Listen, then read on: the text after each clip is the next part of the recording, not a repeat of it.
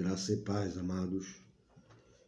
Quero compartilhar com vocês nesse dia 23 de maio de 2020 uma palavra que o Senhor tem colocado no meu coração durante esses dias em que nós temos ficado isolados, temos vivido mais dentro de casa do que na rua. E o Espírito do Senhor tem falado comigo nessa palavra. Eu gostaria de compartilhar ela com vocês nesse dia. Acredito que vai ser de grande utilidade para vocês, como tem sido para mim. Vai falar também ao coração de vocês, como tem falado ao meu coração. O texto que eu quero compartilhar com vocês é 1º Livro dos Reis, capítulo 17. 1º Livro dos Reis, capítulo 17, a partir do verso 1, que vai falar assim: Então Elias, o tesbita, dos moradores de Gileade, disse a Acabe: Tão certo como vive o Senhor, Deus de Israel, perante cuja face estou, que nestes anos nem orvalho, nem chuva haverá, senão segundo a minha palavra. Depois veio a ele a palavra do Senhor, dizendo: Retira-te daqui e vai para o oriente, esconde-te junto ao ribeiro de Querite, que está diante do Jordão. E há de ser que beberás do ribeiro, e eu tenho ordenado aos corvos que ali mesmo te sustentem. Foi, pois, e fez conforme a palavra do Senhor, porque foi e habitou junto ao ribeiro de Querite, que está diante do Jordão.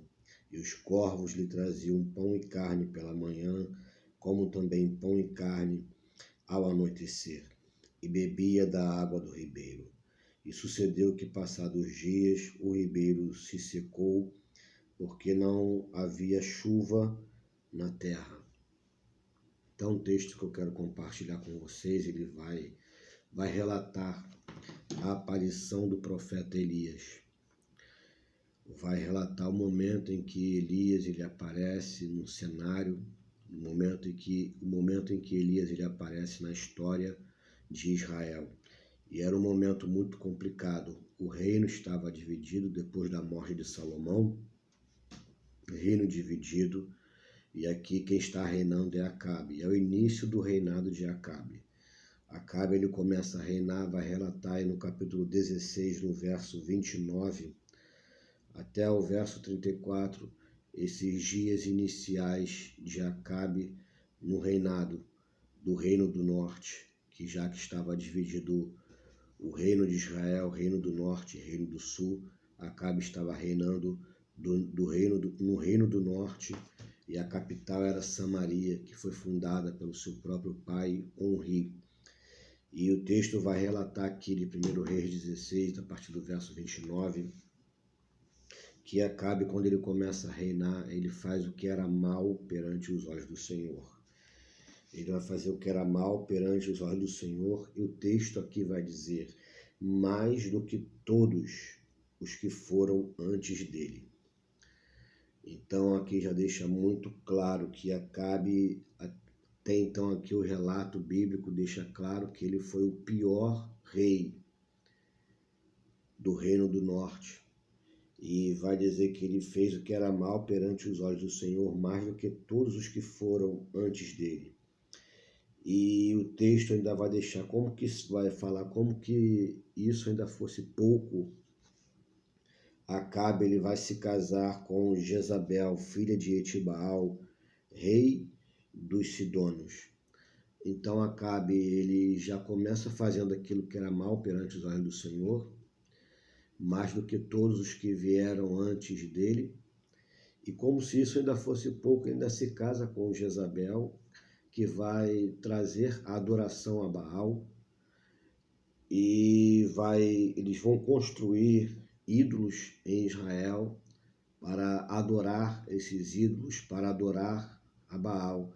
E também nos dias de Acabe, aqui no verso 34 de 1 Reis 16, vai falar que eram dias que palavra de maldição estavam acontecendo.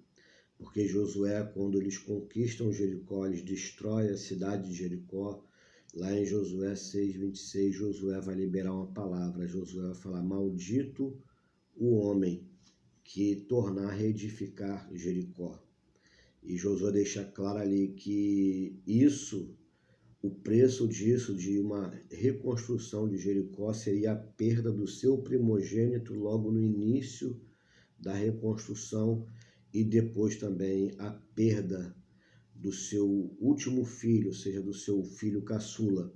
Então eram dias complicados, dias em que as coisas estavam muito difíceis, havia uma crise política, uma crise também espiritual na história, e é nesse cenário que Elias ele vai aparecer aqui.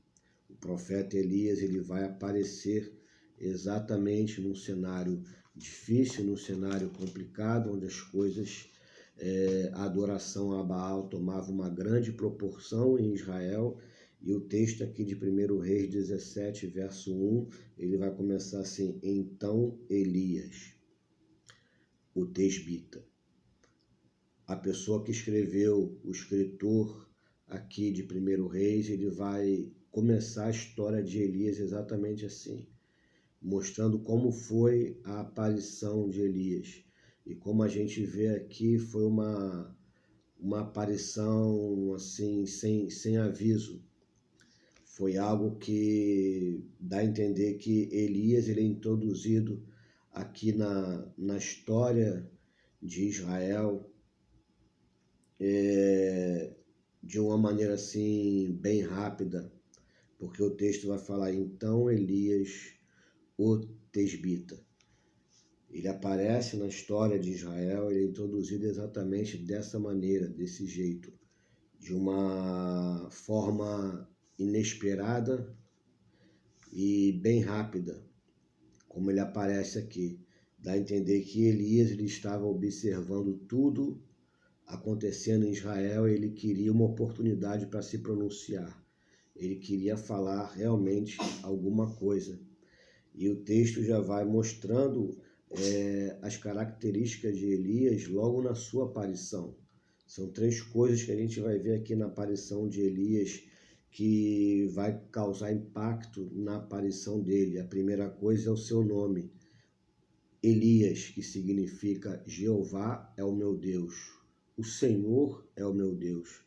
O nome de Elias já deixa claro a quem ele adorava, a quem ele servia, a quem ele se prostrava. Então o nome de Elias já é algo que está falando contra a adoração que havia em Israel, a adoração a Baal. Já é algo contra Elias, o nome dele já vai causar impacto acerca disso. Ele já vai vir contradizendo toda a adoração a Baal. É como que o nome dele estivesse mostrando exatamente isso. O Deus a quem ele serve, o Deus a quem ele adora, o Deus a quem ele se prostra. Então, o nome de Elias, na realidade, é um confronto à adoração a Baal naqueles dias. E depois vai falar o tesbita, dos moradores de Gileade. Então Elias ele vai aparecer também de um lugar desconhecido, um lugar que pouco é falado aqui no Antigo Testamento, e se você pesquisar essa cidade, você não vai achar essa cidade no mapa, ela não existe mais no mapa. Então Elias ele vem também de um lugar desconhecido, a sua família era desconhecida. Não há relato do pai e da mãe de Elias. Não há relato nenhum sobre a sua família. Então ele aparece aqui no cenário de um lugar desconhecido, de uma família desconhecida. É como se ele fosse um elemento surpresa para aquele momento, para aquela hora de Israel. Ele vai aparecer exatamente assim. E uma outra coisa que eu quero deixar claro para você, que vai causar um impacto na aparição de Elias, é o jeito dele se pronunciar. A sua maneira, o seu jeito rústico, rude, e dá até a entender que era um tanto grosseiro, porque se você analisar aqui a maneira como ele vai se dirigir ao rei Acabe, porque Elias ele não fica esperando pelo rei Acabe na rua, ele vai falar com o rei Acabe no palácio. Ele vai direto ao palácio para falar com o rei Acabe. Ele não fica esperando Acabe passar pelo meio da rua para fazer uma abordagem a Acabe. Não, ele não espera isso. Ele vai direto lá no palácio. Ele vai direto no palácio se dirigir ao rei Acabe. E quando eu leio esse contexto todo que eu falei para vocês, dá a entender que Israel precisava sim de uma palavra de ordem. Que Israel precisava de uma pessoa exatamente desse jeito naquela hora, para trazer uma palavra de ordem, tipo assim, para dar um choque, um despertamento, precisava de uma pessoa desse estilo, porque Acabe ele estava reinando, mas na realidade você vai ver depois que quem mandava no reino do norte era Jezabel. Então por isso que Elias ele se apresenta também desse jeito, dessa forma, porque Israel precisava naquele momento de uma pessoa exatamente assim, de um profeta exatamente desse jeito, um profeta que se pronunciava exatamente assim. E você vai ver que Elias ele não é nem um pouco diplomático quando ele vai se dirigir ao rei Acabe. Ele chega, ele vai lá no palácio do rei Acabe e ele vai direto ao assunto. Ele vai direto ao assunto, ele pede uma audiência com o rei, não sei, com o rei. Acredito que ele vai direto lá no palácio, ele se dirige e vai falar com o rei Acabe, e ele vai direto ao assunto. Ele não foi nem um pouco diplomático, ele já vai entregando logo para Acabe aquilo que ele deveria falar. Você se lembra quando o profeta Natan, ele vai falar com o rei Davi. Natan, acredito que Deus não havia dito para Natan contar aquela história para o rei Davi. Aquela história eu acredito que foi algo introdutório que Natan ele vai contar para Davi. Você conhece a história que Natan ele vai lá, 2 Samuel no capítulo 12, Natan ele se dirige ao rei Davi, ele começa a contar uma espécie de uma história para Davi. Ele vai falar para Davi, tinha um homem que tem muitas ovelhas, e um outro homem que tem apenas uma ovelha, e o outro homem muito rico, muitos bens, tomou a ovelha desse homem que só tinha uma. E depois de contar essa história para o rei Davi, Natan diz que aquele homem era Davi. Então Natan, na realidade, ele leva uma sentença de morte para Davi naquele dia, só que ele não quis falar essa sentença, porque é exatamente isso. Natan vai levando uma palavra de morte para o rei Davi.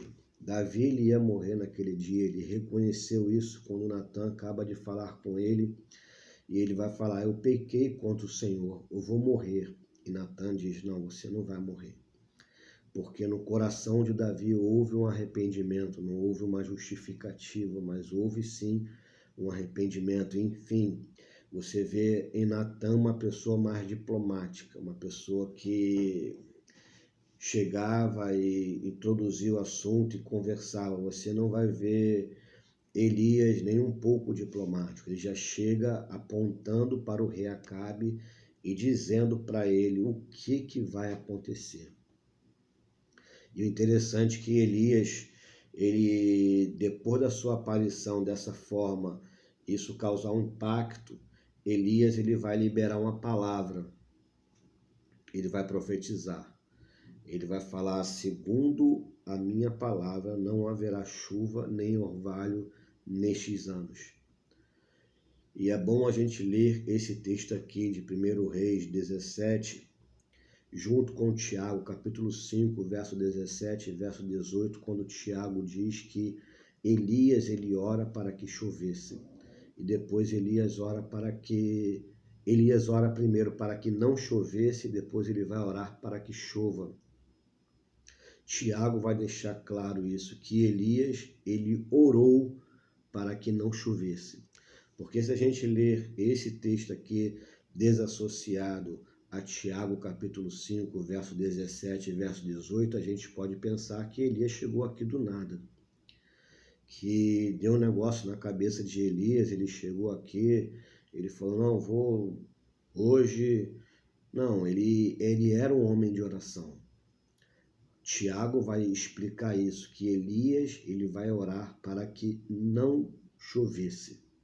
Então há textos na Bíblia, tem uma regra básica na Bíblia que vai de hermenêutica, que vai dizer que a Bíblia ela explica a própria Bíblia. A Escritura ela explica a Escritura. Então a gente nunca entenderia isso se Tiago não deixasse mais explicado para nós que Elias ele vai orar para que não chovesse. São coisas que aconteceram nas Escrituras e o Novo Testamento, principalmente, vem explicando isso melhor para a gente, assim como aconteceu com Moisés. Eu e você nunca saberíamos que Miguel ele contendeu com Satanás por causa do corpo de Moisés. Se Judas, lá na sua epístola, uma carta que tem apenas uma folha, estivesse escrito no verso 9, que Miguel ele contendeu com Moisés acerca do corpo de Moisés, contendeu com Satanás acerca do corpo de Moisés. Então nós nunca saberíamos que isso estaria escrito na Bíblia, que isso teria acontecido, melhor dizendo, se não houvesse essa explicação. Estevão, no seu sermão lá em Atos 7, verso 25, ele vai explicar que quando Moisés ele mata aquele egípcio, Moisés pensou que os seus irmãos iam entender, iam compreender que Deus os queria libertar através dele. Só que lá no livro do Êxodo não está escrito desse jeito. Então a gente compreende isso através também do sermão de Estevão. Então o Tiago ele deixa muito claro que Elias ele orou para que não chovesse. Então Elias não chegou aqui do acaso, assim também como quando ele desafiou os profetas de Baal, ele lá no Monte Carmelo, a oração de Elias é muito simples, é muito objetiva. 1 Reis 18, verso 46, Elias ele vai orar exatamente assim: Senhor Deus de Abraão, de Isaque e de Israel, fique sabido hoje que tu és Deus em Israel e que eu sou teu servo e que conforme a tua palavra eu fiz todas essas coisas. Então aí também deixa claro que Elias ele não dá um surto na cabeça dele, vou desafiar os profetas de Baal, eu vou entrar lá e vou quebrar tudo, chutar tudo. Na oração dele, ele fala para Deus, antes de Deus dar o respaldo a Elias, respondendo com fogo do céu, Elias fala, eu fiz tudo conforme a tua palavra. Então Elias tinha uma palavra de Deus para desafiar os profetas de Baal. Elias também tinha uma palavra de Deus para entrar aqui nesse momento no palácio do rei Acabe e liberar essa palavra para ele. Ele não se movia sem a palavra de Deus, ele tinha uma palavra de Deus. E onde ele pegava essa palavra? Muitas vezes através da oração. Através da oração, aquela palavra era gerada no coração dele. Então Elias não aparece aqui do nada e entra no palácio do rei Acabe e vai liberar essa palavra, não. Ele tinha orado, e o texto aqui do livro dos Reis só vai falar da oração de Elias para que chova, não vai falar da oração de Elias para que não chova, mas Tiago deixa isso muito claro. Então a gente vê que Elias, embora ele vá dizer segundo a minha palavra, ele era um homem que estava totalmente direcionado pelo Senhor, porque antes de liberar essa palavra, ele vai falar perante a face, né, do Deus de Israel eu estou. Ele está falando assim, ó, eu estou liberando essa palavra perante a face do Senhor. Eu ando na presença dele, eu estou na presença dele, eu me relaciono com ele. Face fala de relacionamento com Deus. Face fala de relacionamento. Então, quando Elias, ele vai falar assim, tão certo como vive o Deus de Israel, perante cujo a face eu estou. Aí depois ele libera a palavra. Mas é bom a gente entender que ele estava perante a face do Senhor para liberar aquela palavra.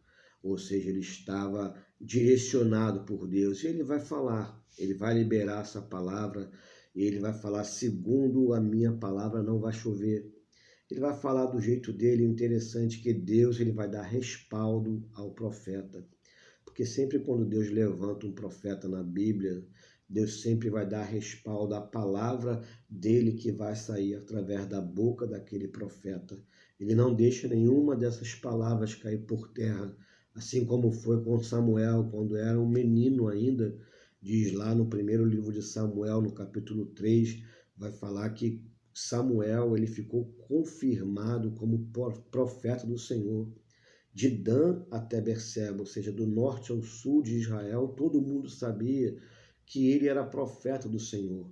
Só que anteriormente vai falar que o Senhor não deixou cair nenhuma de suas palavras por terra, porque ele não falava dele mesmo, ele falava direcionado pelo Senhor, pelo Espírito do Senhor. Então o profeta ele fala a palavra de Deus e Deus dá respaldo ao profeta. Foi isso que aconteceu com Elias. E depois de ter falado ao rei Acabe, acredito que ele estava ali na corte, no palácio, no pátio da guarda, a palavra do Senhor vai vir a ele no verso 3, dizendo assim: retira-te daí. Depois de Elias falar, vem a palavra do Senhor a ele e manda ele se retirar. Se retira daí. Elias aqui era o lugar onde ele manifestou a sua indignação, a sua chateação com tudo o que estava acontecendo em Israel. Esse lugar foi onde Elias ele manifestou que ele estava chateado, que ele estava indignado. E ele foi lá falar com o rei Acabe. Então Deus manda Elias sair desse lugar, porque o que ele tinha que falar, ele já tinha falado. Não precisava falar mais nada, ele já havia falado. E quando eu leio esse texto aqui, Deus mandando Elias se retirar daquele lugar, eu entendo também que muitas vezes Deus está falando para mim e para você se retirar desse lugar também de chateação, de indignação, até mesmo porque o que tinha que falar muitas vezes nós já falamos e a gente continuar ali não vai ser uma coisa boa. Eu acredito que Deus ele quis preservar Elias, porque Elias não ia sair desse lugar. Você não vai ver um Elias aqui que falou com o rei Acabe e saiu correndo. Não, ele não saiu correndo. Ele profetizou para Acabe e ficou parado, olhando para Acabe. Ele ficou parado, esperando uma resposta de Acabe, esperando Acabe falar alguma coisa. E quando eu fico imaginando essa parte aqui, depois de Elias ter falado, eu fico pensando os soldados de Acabe, o próprio rei Acabe, eu imagino uns conversando com os outros ali, se fosse nos dias de hoje, acredito que eles usariam essa palavra. Esse camarada, ele é broncudo, né? Até mesmo poderiam falar que ele seria cheio de marra. Porque Elias, ele chega ali, ele fala a palavra do Senhor e ele fica parado, olhando para o rei Acabe. Ele não sai correndo como um fugitivo, não. Ele fala a palavra e fica observando para ver se vai haver alguma resposta. Só que Deus se antecipa ao rei Acabe, antes que Acabe falasse alguma coisa para Elias, é Deus que manda ele se retirar. Nós precisamos estar com os nossos ouvidos espirituais afiados para ouvir a voz de Deus, porque muitas vezes Deus está falando isso conosco: já acabou, já deu, parou, você tinha que falar, você já falou, agora se retira, sai daí. E Deus vai tirar Elias desse lugar onde ele estava chamando a atenção. Esse lugar que muita gente ama, que muita gente não quer sair desse lugar. Já viu aquele tipo de pessoa que gosta de ser o centro das atenções? Não era o caso de Elias aqui. Ele não queria ser o centro das atenções. Ele não queria ser o centro das atenções. Mas sabe aquelas pessoas que gostam de ser o centro das atenções e Deus tira elas desse lugar? Porque tem muita gente que ama esse lugar. Ela gosta de ser o centro das atenções, ela gosta que quando ela chegar, tudo se volte para ela. Não é? Você conhece alguma pessoa assim, que ela gosta de ser o centro das atenções? Ela gosta que os holofotes estejam em cima dela. A gente vê muitos cantores e muitos pregadores que às vezes se sentem também uma estrela, não é isso? Eles às vezes gostam de chegar na hora do culto, geralmente quando eles vão pregar, o pregador da noite, o cantor da noite, gostam de chegar naquele momento em que o culto já começou e quando eles vão passando ali por dentro da igreja, todo mundo para de adorar para ficar olhando para ele. Oh, né? O culto parece até que não é mais por causa do nome de Jesus, não é no nome de Jesus, porque Jesus falou: onde estiver dois ou mais reunidos no meu nome, eu estarei presente. E às vezes dá até a entender que é no nome do pregador, no nome do cantor, por causa do nome do cantor, do pregador, que as pessoas foram lá. E a gente vê muito isso, essas pessoas que gostam de ser o centro das atenções, que gostam de chamar atenção.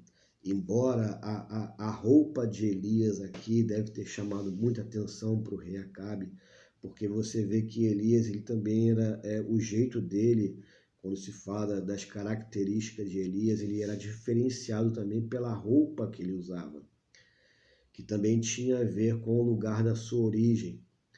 Então, quando um rei quis saber qual foi o profeta que mandou uma palavra para ele através dos seus mensageiros, quando ele manda consultar a um falso Deus acerca de uma enfermidade que ele tinha, se ele ia ficar bom ou ia morrer, Elias se apresenta lá no segundo livro dos Reis, no capítulo 1. Elias vai mandar uma mensagem para o rei Acasias, que havia mandado seus mensageiros consultar um falso Deus sobre uma enfermidade. Elias manda essa mensagem para o rei e o rei pergunta como é que era a aparência do homem que falou com vocês, como ele é.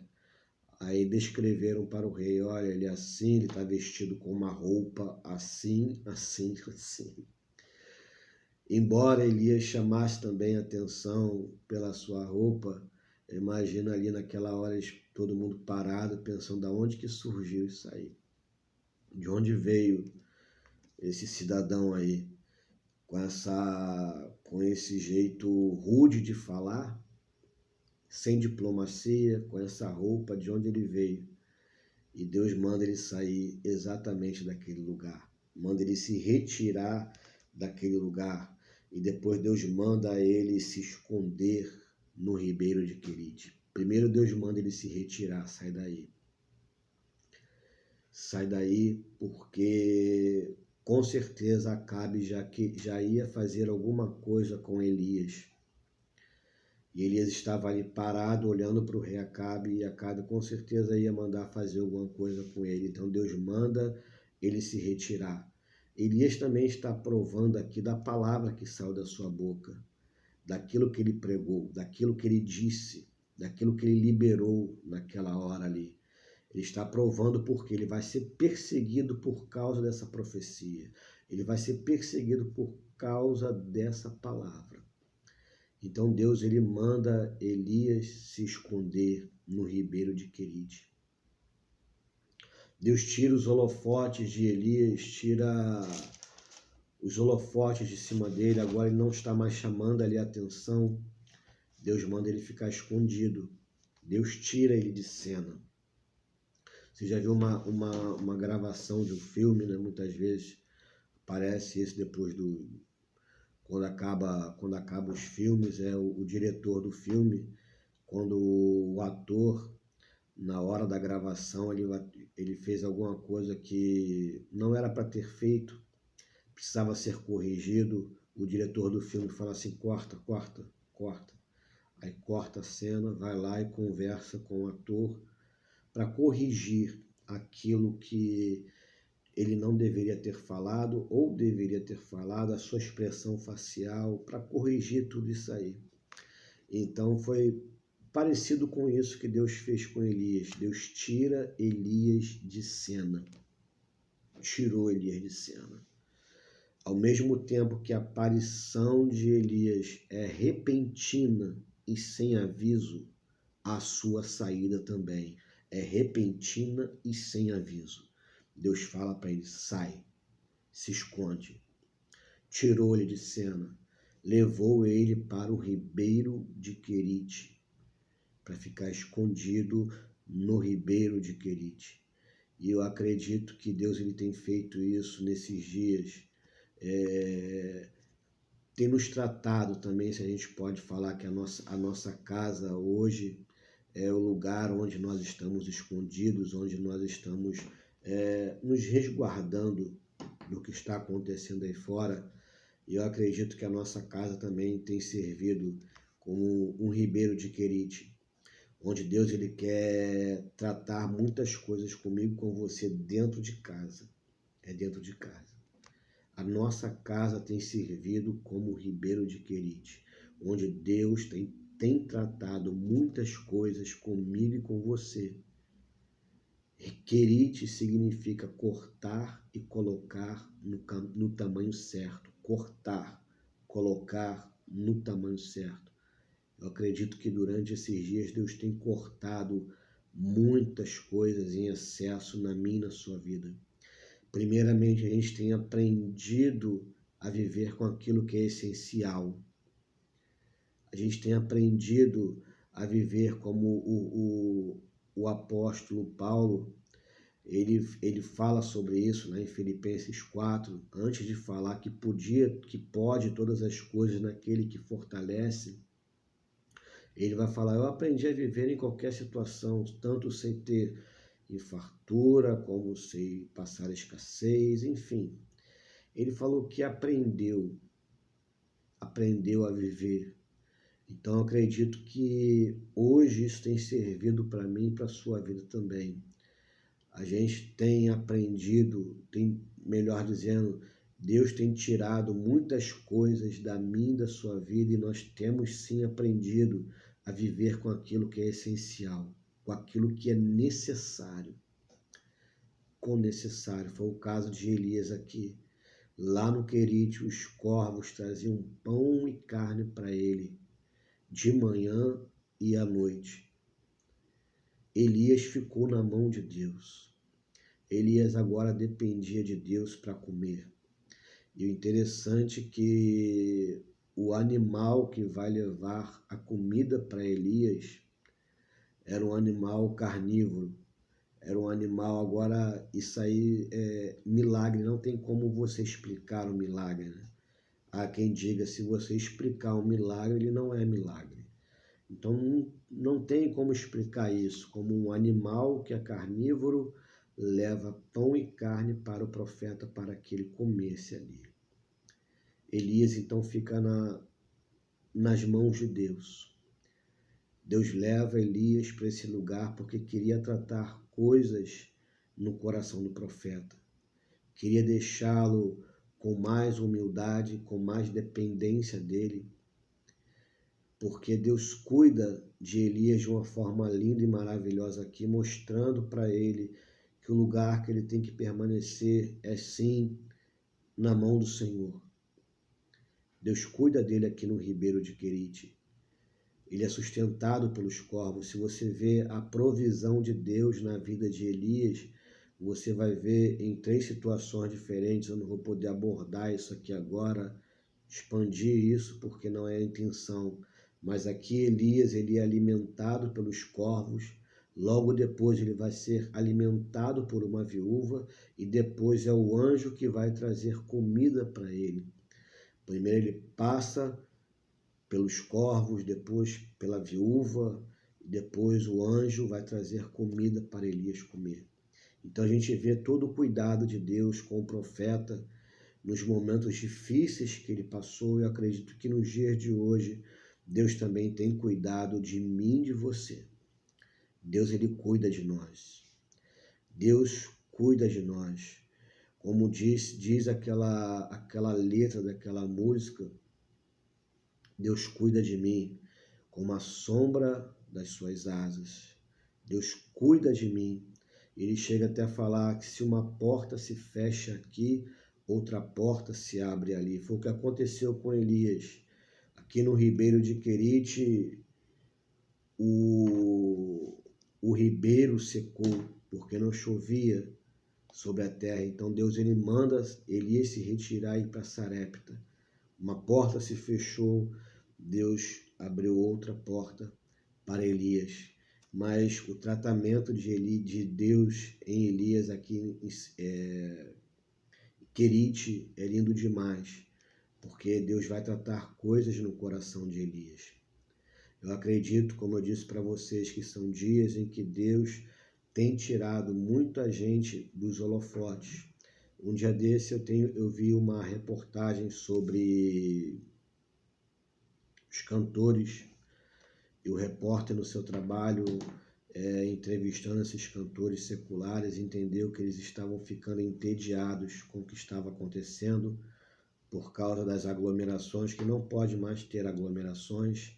Eles estavam dentro de casa, fazendo as suas lives, mas estavam sentindo falta, né, daquele pessoal, daquela aglomeração, aquelas coisas também, né, irmãos, aquela tietagem, né, aqueles gritos frenéticos, cadê você? Eu vim aqui só para te ver. E para eles estavam sendo um tédio viver assim. Eles fazem as lives, mas não é a mesma coisa que estar ali na aglomeração, de dar autógrafo, de ser tietado, de ouvir as pessoas gritando o seu nome. E eu fiquei pensando comigo mesmo que assim também tem muitos pregadores e muitos cantores. Eu me lembrei dos evangélicos, né? Muitos cantores e pregadores evangélicos que agora saíram de cena também. Não tem mais aquelas aglomerações, a igreja lotada, aguardando ele, que é o pregador da noite, né?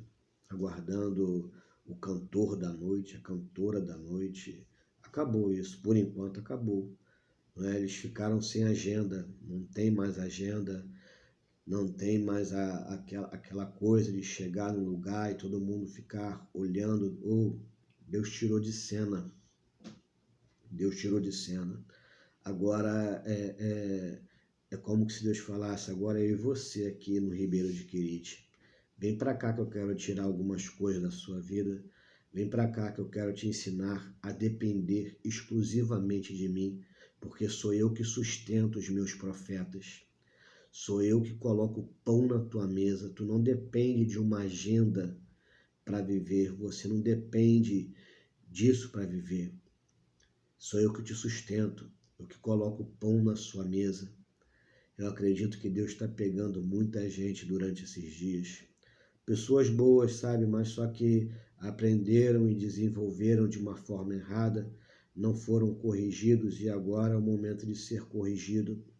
E como lá em Hebreus vai falar que Deus que ele corrige aquele que ama, então Deus está corrigindo muita coisa agora na nossa vida, na minha e na sua vida, na vida de muita gente, porque acabou agora essa coisa, né? Se você reparar, tem muita gente que está exatamente assim, escondido, não tem mais plateia, não tem mais as pessoas tietando ele, porque se você não sabe, tem muitos cantores e pregadores que gostam de ser tietados pelas pessoas nas aglomerações, não tem mais ninguém gritando o seu nome, dizendo que foi lá só para ver ele. Eu já vi isso, irmãos. A cantora foi na igreja e as pessoas gritaram, eu vim aqui só para te ver, cadê você? Eu falei, meu Deus amado, tem misericórdia. Então isso tudo acabou, não tem mais isso, agora é você e Deus. Agora é você e Deus, é agora que manifesta o verdadeiro adorador, é agora que manifesta aquele que canta e prega sem oferta, agora que vai se manifestar. É agora que é a hora de aprender a depender de Deus, confiar plenamente nele e, como eu falei, cortar, colocar no tamanho certo. Isso é o querite, é o lugar onde a gente fica escondido e Deus começa a cortar certas coisas da nossa vida. E quando eu leio esse texto aqui, eu me lembro do Senhor Jesus, lá no Evangelho de João, no capítulo 15, quando Jesus ele fala que é a videira verdadeira. E ele vai dizer, o meu pai é o agricultor. Primeiro ele fala do ramo que não dá fruto, que é cortado e lançado fora. E depois ele vai falar daquele que dá fruto, que ele é podado, ele é limpo para que produza mais fruto ainda. Então, quando eu leio aqui sobre o ribeiro de Querite, eu entendo que Querite também é como uma espécie de poda. Você já viu uma árvore, quando ela é podada, a poda, ela renova a árvore. Você vê que a árvore, quando ela está crescendo de uma maneira desordenada, caindo pelo fio, ou em cima de casa, ou de uma forma que está atrapalhando ali alguma coisa, então ela precisa ser podada, né? Pega uma tesoura grande, né? Muitos casos é assim, começa a podar ali, e você vê que parece que o entendimento que você tem depois de ver aquilo ali é que aquela árvore ela foi renovada. Então a poda ela renova a árvore. Eu creio que durante esses dias em que nós também estamos sendo podados em muitas coisas, Deus tem cortado muitas coisas da minha e da sua vida, tem tirado muitas coisas da minha e da sua vida. Isso é para um renovo dele. Porque renovar, na realidade, é tirar o velho para colocar o novo. Isso é renovar. Renovar, você tira o velho e coloca o novo. Então, nessa poda, Deus está arrancando coisas ruins da minha e da sua vida durante esses dias de isolamento. Deus está tirando muitas coisas ruins da minha e da sua vida. Deus vai trazer um renovo na minha e na sua vida, mas para o novo de Deus se manifestar na minha e na sua vida, é necessário que o velho saia. Que aquilo que está atrapalhando saia. Não tem como viver o novo de Deus preso a coisas antigas, a coisas velhas, coisas que não edificam, coisas que só nos afastam mais de Deus. Então acredito que nesses dias agora nós estamos sendo podados por Ele também. Ele está arrancando coisas da minha e da sua vida. E a poda ela vai corrigindo também a formação da árvore, a maneira como ela vai crescendo. E Deus está corrigindo muita coisa da minha e da sua vida, coisas que a gente foi pegando durante o se passar dos anos, trazendo para a nossa vida coisas erradas e a gente achava até que são coisas certas. Então Deus está corrigindo isso aí, porque a gente ouvia os outros falar, a gente ouvia os outros fazer, e a gente até pensava que aquilo ali era correto, que aquilo era daquele jeito. Só que Deus está corrigindo isso na nossa vida. Então, durante esses dias, o que a gente tem visto é exatamente o que aconteceu com Elias aqui. Muitos crentes, muitas pessoas escondidas no ribeiro de Querite, onde elas não são mais o centro das atenções, onde não há mais holofote, onde não há público, onde não há aglomerações, onde não há aplausos, onde não há tietagem, onde não há autógrafos, não há nada disso. Agora é você e Deus. Agora é o vaso na mão do oleiro. É desse jeito. O vaso na mão do oleiro. O oleiro quer fazer o trabalho dele. Ele quer fazer do jeito dele. Como Jeremias disse em Jeremias 18, sobre o trabalho do oleiro, diz que ele fazia a sua obra. E quando ele fazia o vaso, ele fazia conforme lhe parecia bem, conforme ele entende que tem que ser. Então se permita nesses dias também ser trabalhado por Deus. Deixe que Ele trabalhe na sua vida, deixe que Ele arranque coisas que estão em excesso na sua vida e te acrescente aquilo que falta. Eu creio que Deus está fazendo isso na nossa vida durante esses dias, onde nós estamos escondidos guardados também por Deus. Então fique com essa palavra no seu coração, porque eu creio que depois desses dias onde nós estamos sendo trabalhados pelo Senhor, onde nós estamos escondidos no ribeiro de Querite, Ele está cortando e está colocando no tamanho certo. Deus tem um jeito, Deus tem uma maneira para a gente se mover. E a gente precisa se encaixar naquilo que Deus quer para a nossa vida. E esse é um momento muito lindo demais para Deus Ele fazer isso. Para Deus nos pegar, cortar algumas coisas e colocar no tamanho certo. Sem excessos, sem sobras, sem faltas, ou seja, no tamanho certo. Para que a gente se mova, para que a gente produza fruto que vem realmente do Pai. Para que a gente pare de produzir coisas do homem e produza, sim, coisas de Deus. Porque produzir coisas do homem em nome de Deus é o que muita gente faz. Mas Deus, Ele quer que a gente produza aquilo que vem realmente dEle, aquilo que está no coração dEle. Foi como Jesus falou em João 15, que o ramo, quando ele é podado, quando é limpo, isso é feito para que ele produza mais ainda. Então a poda, ela serve para que eu e você tenhamos uma vida frutífera aqui na terra dos viventes. Então guarda essa palavra no teu coração. São dias onde nós estamos sim sendo podados por Deus, estamos sendo trabalhados, estamos na palma da mão dele. Ele é o oleiro, nós somos o vaso. O Pai é o agricultor, nós somos os ramos. E Ele quer podar a nossa vida. Ele quer trabalhar na nossa vida. Então guarda essa palavra no teu coração durante esses dias. Eu creio que depois que tudo isso passar, você vai sair desse lugar para frutificar para a glória de Deus, para que o nome de Deus seja glorificado ainda mais na sua vida. Então deixa Deus trabalhar no teu coração, na tua vida durante esses dias.